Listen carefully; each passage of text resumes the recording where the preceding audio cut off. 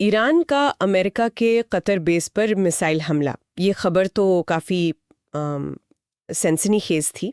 23 जून 2025 को ये हुआ। पर सवाल ये है कि इस हमले का असल मकसद क्या था और नतीजा क्या निकला। आज हम इसी पर गहराई से बात करेंगे। हमारे पास कई न्यूज़ रिपोर्ट्स हैं, एनालिसिस हैं।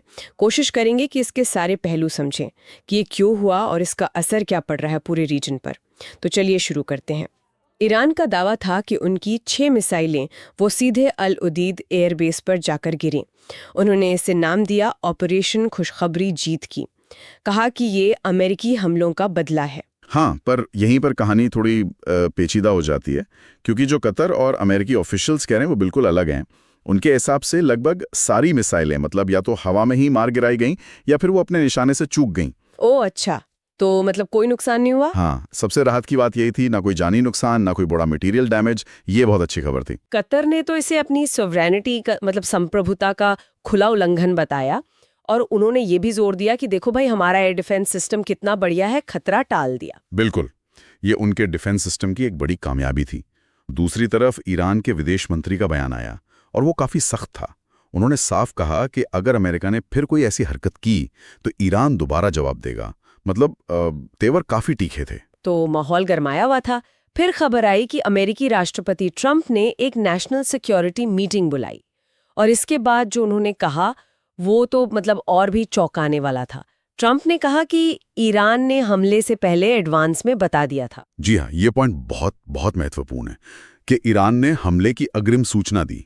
इसी वजह से तैयारी का वक्त मिल गया और कोई हताहत नहीं हुआ। इसका मतलब क्या निकालें कि ईरान बस दिखाना चाहता था? हो सकता है, मतलब ये दिखाता है कि ईरान शायद सीधे सीधे एक बड़े टकराव से बचना चाहता था। अपनी ताकत भी दिखा दी, पर शायद जंग नहीं चाहते थे।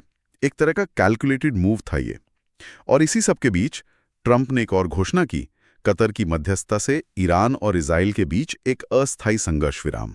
संघर्ष विराम, ये तो अचानक से आई खबर, लेकिन क्या ये टिकेगा? क्योंकि खबरें तो ये भी हैं कि टेंशन अभी भी है, कहीं कहीं झड़पें भी हो रही हैं। तो ये कितना पक्का है? सही सवाल है, और यहीं हमें थोड़ा और गहराई में जाना होगा। अगर हम पूरी सूरत को देखें तो कुछ खास बातें निकलकर आती हैं। पहली बात, ये तनाव का एक नया लेवल है। ईरान पहली बार सीधे किसी दूसरे देश में अमेरिकी मिलिट्री बेस पर मिसाइल दाग रहा है। ये ईरान इजराइल अमेरिका संघर्ष में एक नया खतरनाक मोड़ है। और दूसरी बात, वो डिफेंस सिस्टम वाली। हाँ बिल्कुल, दूसरी बात ये कि कतर और अमेरिका के एयर डिफेंस सिस्टम ने कितनी अच्छी तरह काम किया। उनका लगभग पूरी तरह सफल होना दिखाता है कि उनकी तैयारी कितनी मजबूत है। सोचिए, अगर ये मिसाइलें निशाने पर लगती तो क्या होता। इसने एक बड़े संकट को टाला है। और अग्रिम सूचना वाली बात, उसका कूटनीतिक मतलब? वो तीसरा पॉइंट है, एक तरह का डिप्लोमेटिक बैलेंस बनाने की कोशिश।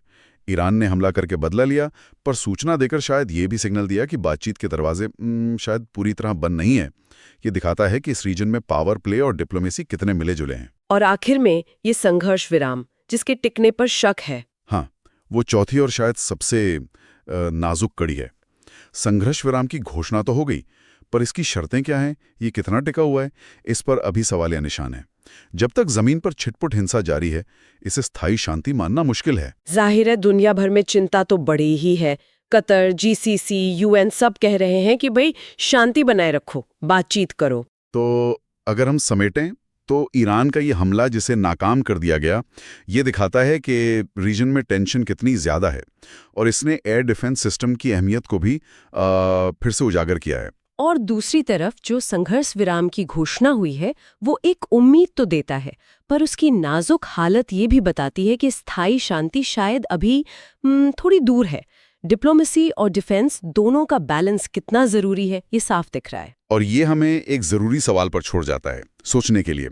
क्या भविष्य में ऐसे कॉन्फ्लिक्ट्स को मैनेज करने का ये एक नया तरीका बन सकता है?